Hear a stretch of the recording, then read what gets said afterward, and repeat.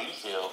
Well, my only concern is, and I'm sure you heard me, but his stats at Camden Yards are out of sight. Yeah. I mean, let's see. I got them right here. At Baltimore, coming into tonight's game for the season, 9 games, 486 batting average, a 1.257 slug, and 8 of his 10 home runs have been hit in the 9 games at Camden Yards.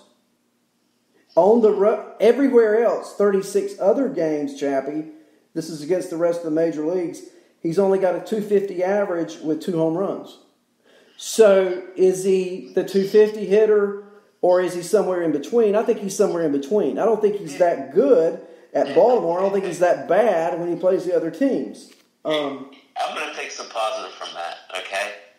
These stats always regress. Right, and that's been the last couple of weeks, that's been a big part of my show. Guys that maybe you get on the bottom floor where they're getting ready to get really hot, right? Right. That screams Gleyber Torres to me. When you tell me that, he's not going to continue that rate, right? He's a better ball player than that. We all know that. No doubt. So, it's funny. People forget these kids from the Caribbean come up here, and they're forced to play in these cold weather cities. They're just not used to it, right? So you wonder why these guys, these notorious slow starters, come up and they can't do anything until June. Well, it's because they're freezing their ass off. So these guys, their season's really starting right now, right? And I think Torres' talent shows through and through, and they need him to be a leader on that team, and I think he's ready to be that. Well, I want to give you 3 that are, if those 4 are our Mount Rushmore, then I want to give you 3 who are definitely not. But these are big names. These are all-star players. And I'll just throw all 3 of them out there at you, then we'll go through them one by one. Okay, you've got Rufton Odor for Texas. You've got Jose Ramirez for Cleveland. And you got Bryce Harper for Philadelphia. You look at those batting averages, if I'm not mistaken, the highest batting average of the 3 is Harper's, and I think it's 229 coming into tonight. Okay? So, are these guys, okay, for example, and I'm glad you mentioned Matt Chapman. I think it was 2 weeks ago, I owned Chapman in a league, and I offered him to the Ramirez owner, and it was quickly turned down. Quickly. Now, I'm glad he turned it down, looking back at it. Yeah. Because of those 3, I am least encouraged by Jose Ramirez. And help me out with those 3. I mean, let's start with Odor. Yeah. I named Odor first. About the time I think he's getting it cranked up, he goes 3 or 4 games with another 0 for 4. You're just going to have that with this guy. I talked about him at 7. His numbers look awful. Jesus, I'm pulling them up. 169. Yeah, the thing about Odor, though, and we're just talking about going from point in time, right? So, stats regression, and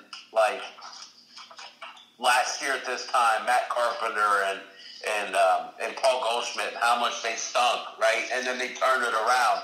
So Odor's one of those candidates that maybe you could get cheaply. But if you look at his stats for the year, it says one thing: 169, 7 homers, 21 runs, 21 RBIs. On May 6th, Odor was hitting 122. He had 1 homer, 10 runs, and 5 RBIs through his first 19 games. Since then, his numbers aren't great. He's hitting 222. He raised his average, 45 points. He hit 6 homers. That's the thing. If you look into these stats and filter them down, that shows a guy trending upwards, right? Right. He's never gonna give you great average. But this guy's got 35 homers in his bat. Legitimately. So yeah, I'm taking a chance on Odor. And I'll tell you, can we just say this? I became an Odor fan after that fight when he just blasted Bautista. Who can forget that, right? Anybody that plays like that, I mean, just a guy who's just not afraid to just lay it on the line.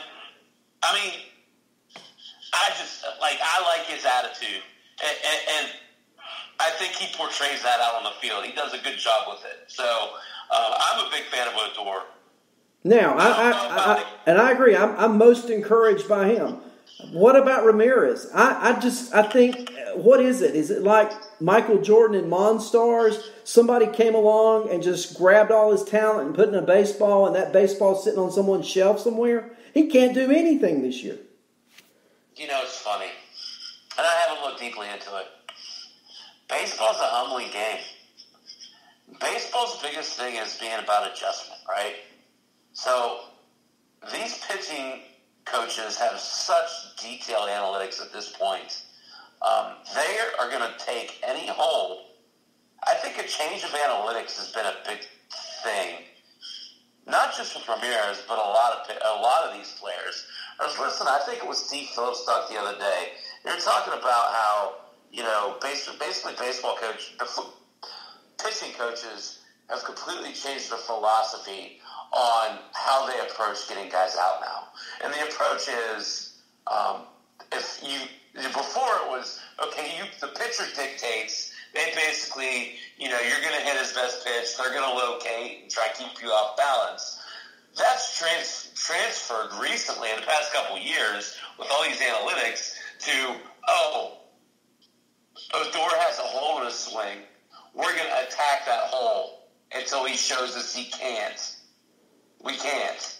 So that's been the big change. And I think that's really kind of shown with Ramirez. They found a hole in his swing, and he just hasn't adjusted back to it. And until he does that, he's going to continue to struggle, a la Chris Davis. And that's what I'm wondering. Do we have... Because remember, it wasn't that long ago that Chris Davis was a fantasy king. Of course. Okay? 4 years ago, 5 years ago, a fantasy king. Okay? Jose Ramirez is the third pick in the draft this year. Crazy. I mean, it isn't like this was a 2 or 3 year progression. Now, I know last year he had his hot and his cold streaks, no doubt about it. Right. But he's now played a quarter of the season, and he's a sub-200 hitter, and I'm done with him. I got to get something. If I got offered Matt Chapman for Jose Ramirez today, I would press the button yes. So happy, yeah. So excited. So who else is a good deal? And this is what I think a lot of fantasy shows miss out on. You know, if I'm a Ramirez owner or I'm a Ramirez speculator, because there's always the chance he could turn it around. What is good value for Jose Ramirez? Is Matt Chapman too much value for Jose Ramirez? Okay, good. Like, not even close. Good. Yeah. So let's work from there. Okay, yeah. So let's say I offered you Austin Riley for Jose Ramirez. Mm-mm. Too much upside for Austin Riley. Yep. I mean, looking for a player that an owner would take because you're selling at 50 cents on the dollar and you're buying at 50 cents on the dollar. Who is that player? And it's for trade purposes, it's hard to find someone, right? Yeah. I mean, it really is. You're absolutely right, and that's a great point. I mean, I got a few more names for you. You're a Ramirez owner. You wear the Ramirez hat. Mike Moustakas.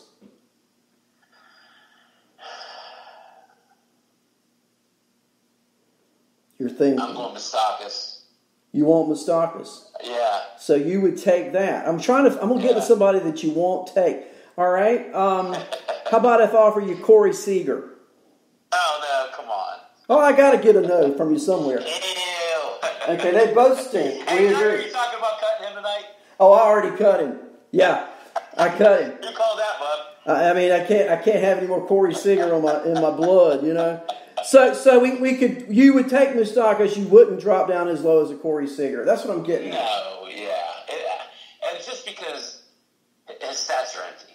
Here you go. I mean, Franmil Reyes. No. So I'll give you a name. Jeff McNeil. Okay. Brandon Lowe, no. I'd rather have Brandon Lau, wouldn't you? Yeah. I mean, absolutely. Okay, how about Matt Carpenter? Both non-performers. Okay. No. Love it. No. Yeah. No way. He did this crap last year. Exactly. So we're stuck with it's pretty low. Getting very little value for Jose Ramirez. Now, if you're a Jose Ramirez owner, as you are in this scenario, are you shopping him for that type of player just to get him out of your system? Absolutely. Actually, I'll tell you the truth. It depends on the format. I'm trying to take advantage and think outside the box if I have Jose Ramirez.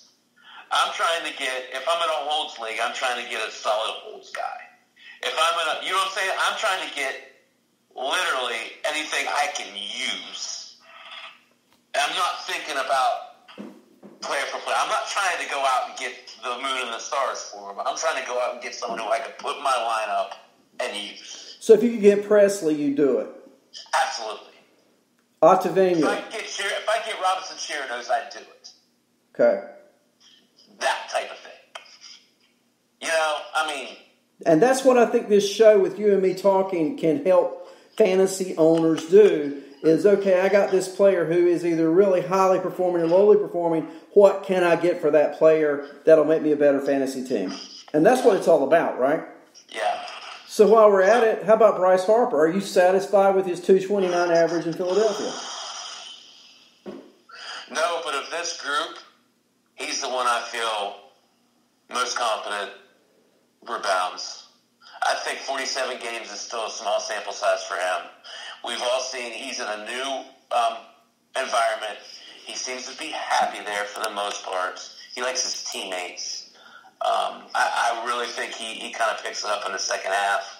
I hope he doesn't participate in the home run derby. I think he could use the rest. So of this group, I would buy low on Bryce Harper. Okay, so we're going to use you're wearing the Bryce Harper hat.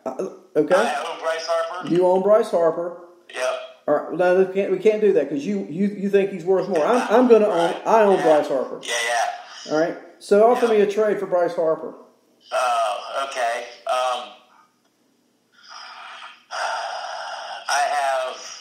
I like 2-for-1s. So I have Kyle Hendricks and I have Brandon Lau. Okay, now you're talking to a guy who's not a pitcher fan, so take out your ace for the Cubs and put another hitter in there, and let's talk about it. All right. How about? See, I don't want to go too high. Because I like Brandon Lau. Yeah. How about Pete Alonso and Brandon Lau? You got a deal. Yeah.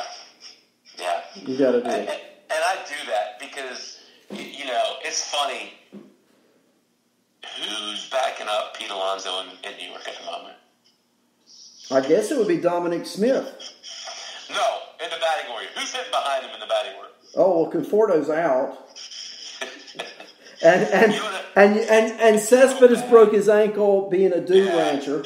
So let me read it. This is from Sunday's lineup, okay? Okay.